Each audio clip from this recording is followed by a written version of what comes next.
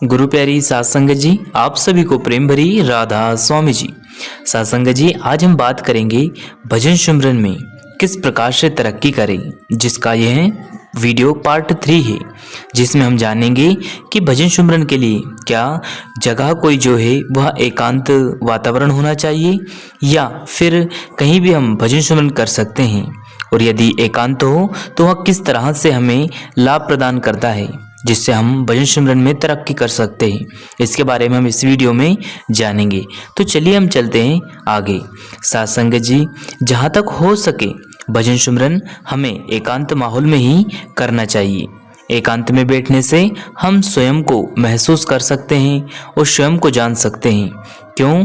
क्योंकि एकांत जगह जो रहती है वहाँ हमारे विचार शून्य हो जाते हैं और हम देखते हैं कि हम जिस चीज़ पर फोकस करते हैं वही सिर्फ हमारा उद्देश्य बनकर उसकी मंजिल को हम पाकर हम हमारे कार्य को पूर्ण रूप से कर सकते हैं। जिस प्रकार से यदि हमारा कोई लक्ष्य रहता है तो हमें एकाग्र होकर एकांत में जाकर उसके बारे में सोचने पर हम उस चीज़ पर विजय प्राप्त करने का निर्णय ले लेते हैं। ठीक इसी प्रकार से हमारा मन है जो कि बहुत ही चलायमान होता है। अगर हम एकाग्र माहौल में जाएंगे या एकांत में जाएंगे तो हमारा मन शांत हो जाता है, उसके विचार शून्य हो जाते हैं। उससे हमारा मन जब हावी नहीं होगा हम पर तो हम भजन सिमरन बड़े ही अच्छे ढंग से कर सकते हैं। और जो हमारा मन एकाग्र होता चला जाएगा हम भजन सिमरन में उतनी ज़्यादा उन्नति व तरक्की करते चले जाएंगे। और ध्यान रखना है, हमें कोई भी ऐसे कमरे में या कोई ऐसे स्थान पर बैठना है जहाँ पर वहाँ का वातावरण एकांत हो। बहुत सारी परेशानियाँ, बहुत सारी मुसीबतें रहती हैं हम सभी के साथ, जो कि हमें एकांत का माहौल नहीं मिल पाता। उसके लिए हमें चाहिए कि सुबह और शाम को ऐसा वक्त निकालें या दोपहर को जबकि चारों तरफ माहौल बहुत ही शांत हो। उस शांत को ही हम एकांत कहते हैं। शांत वातावरण, एकांत माहौल बहुत ही सुखद होता है भजन सिमरन के लिए। अगर हम देखें कि हमारे पास ऐसा वातावरण है जहाँ बहुत शोरगुल नहीं है या कोई आवाज़ नहीं आती है तो आप बड़े ही भाग्यशाली हैं। उसका अवसर उठाइए, इस अवसर का फ़ायदा उठाइए और भजन सिमरन में लग जाइए, क्योंकि यह जीवन बार बार नहीं मिलेगा। एक बार न जाने कितने जन्मों के बाद यह मनुष्य देह मिली है, इसका हमें बहुत ही लाभ उठाना है।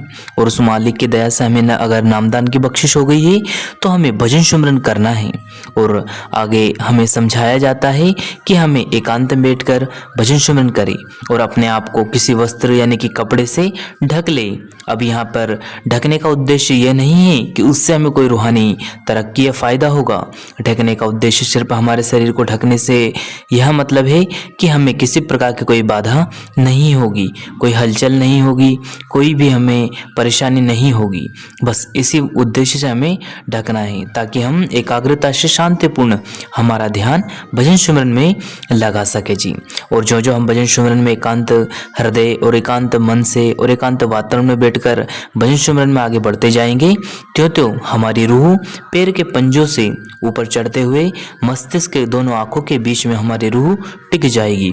और जिन दिन हमारा मन एकाग्र होकर हमारी रूह दोनों आंखों के बीच में आकर हमारा मन एकाग्र हो जाएगा, हम ध्यान लगाना शुरू कर देंगे तो वहाँ 10वां द्वार जो कि हरि का द्वार है वह आप ही खुल जाएगा जी। और फिर हमें वह रूहानी स्वरूप और वह दिव्य दर्शन और वह अनहद नाद आप ही सुनाई देने लग जाएगी जी। वह अनमोल दृश्य, वह अद्भुत संजोग बड़े ऊंचे भाग्य वाले लोगों की किस्मत में होता है जो हर वक्त गुरु को याद रखते हैं। ऐसी घड़ी, ऐसे पल उनके नसीब में जरूर होते हैं। इसलिए हमें चाहिए कि हमें जितना हो सके संभव उतना हमें एकांत में बैठकर खुद को ढककर भजन सिमरन में मन को लगाना चाहिए जी। साथ संगत जी, इसके साथ अपनी वाणी को विराम देते हैं, फिर मिलते हैं किसी और वीडियो में।